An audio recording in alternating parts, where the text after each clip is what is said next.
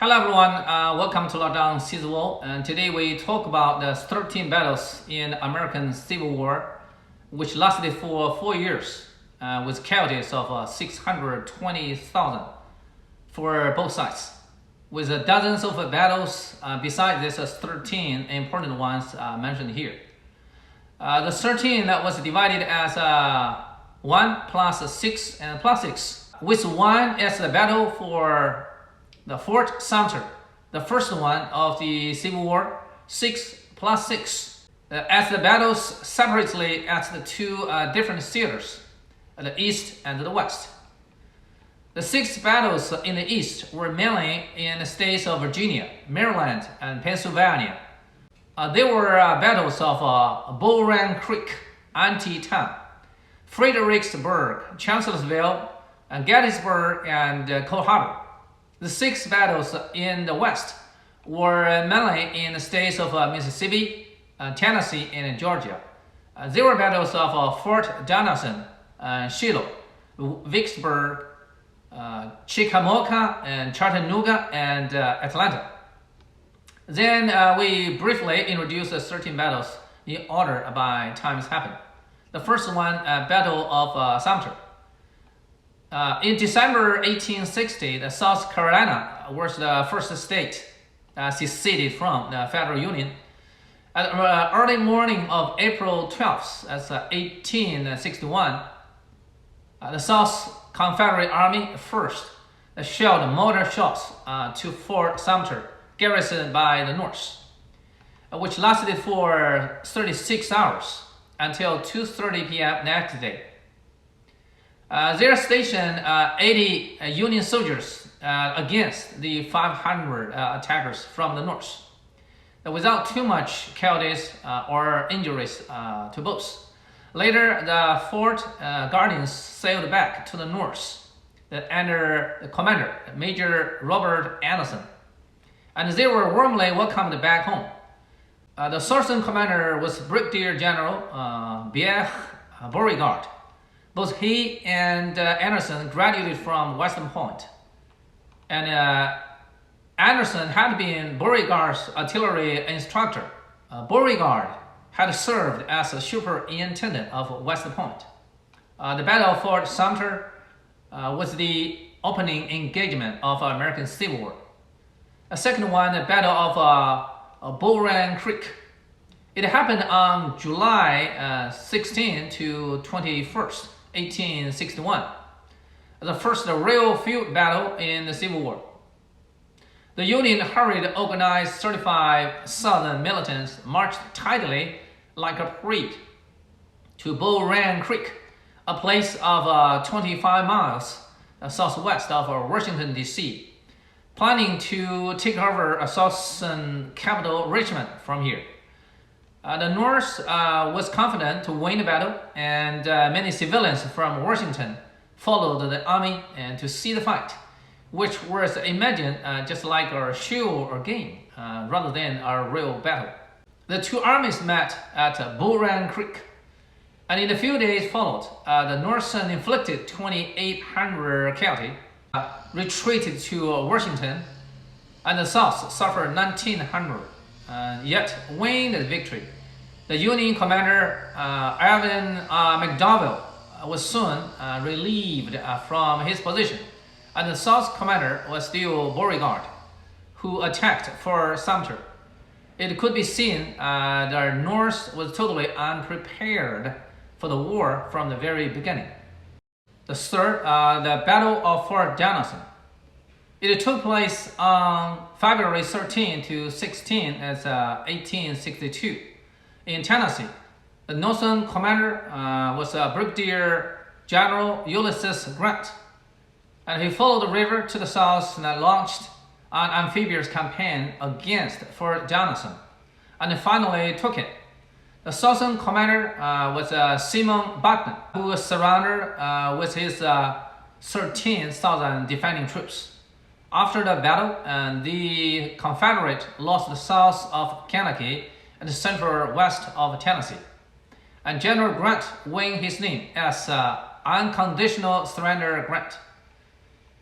The first, the Battle of Shiloh. On April 6 to 7, 1862, in Tennessee, General Grant kept on moving south to the city of Corinth, where it's a major crossroad, and the South Army waged the attack first at Shiloh. That's at the northeast of Corinth. Both sides inflicted heavily, and within 2 days, with casualties of 23,000, about 13,000 to the north and 10,000 to the south. Confederate commander Albert Johnson was killed in the battle and greatly damaged the Southern morale. And finally, they withdrew from Corinth. The next battle, the fifth, is the Battle of Antietam. On September 17, 1862, in Maryland, East Side, South General Robert Lee attacked north to Antietam, Maryland, with 45,000 troops, approaching to capture Washington, D.C. North General George McClellan maneuvered against Lee's offensive, with the South Army was driven back to Virginia. Yet McClellan failed to pursue and trap Lee's army, with the battle finally inconclusive. The total casualty was 22,000, with 12,000 to the north and 10,000 to the south. After the battle, European powers like Britain and France gave up their plan to recognize the South, and President Lincoln declared his preliminary emancipation proclamation and freed all the slaves in the rebellious states as of January 1st, 1863. During this battle, in the north, appeared a medical supply team led by a nurse, Clara Barton, and she became the creator of American Red Cross. Next battle is the Battle of Fredericksburg. On December 11th to 15th, 1862, east line in Fredericks, Virginia, that totally engaged about 200,000 troops, with 123,000 from the north, 78,000 from the south. South commander was Robert Lee, and north side was Ambrose Burnside, who just replaced McClellan. The North Army was not well prepared, very slow in their movement to the south, and had to withdraw to the north after taking over some places in the south. Suffered casualties of 12,500, with the commander Burnside relieved. The Southern inflicted casualties of 5,000, yet it was ready to attack the north for the next battle of Chancellorsville. So the next battle is Battle of Chancellorsville. It's from April 30th to May 6, 1863 at Chancellorsville, west of Fredericks, Virginia. Robert Lee continued to attack to the north with 60,000 troops against the Union Army of 130,000 and the new commander of Major General Joseph Hooker at the age of 48. The North Army was defeated and had to withdraw, and General Hooker resigned. In the battle, in the South, General Thomas Jackson, nicknamed as Stonewall, was killed by friendly fire. The North inflicted loss of 17,000 soldiers in the North, and the South was 13,000. And the Confederate Army decided to move on to invade North, and resulting next battle of Gettysburg. On July 1st to 3rd, 1863, at Gettysburg, Pennsylvania, Robert Lee planned to take over this place to invade deeper into the north or capture Washington, D.C. to finish the Civil War. The Union Army was led by the new commander as George Meade. Both sides engaged in bloody fights with casualties of 23,000 to the north and 28,000 to the south. The South was first to withdraw and never able to wage attacks to the north afterwards. Yet the North lost the opportunity to wipe off the Lee's army, and General Meade was soon replaced by General Grant.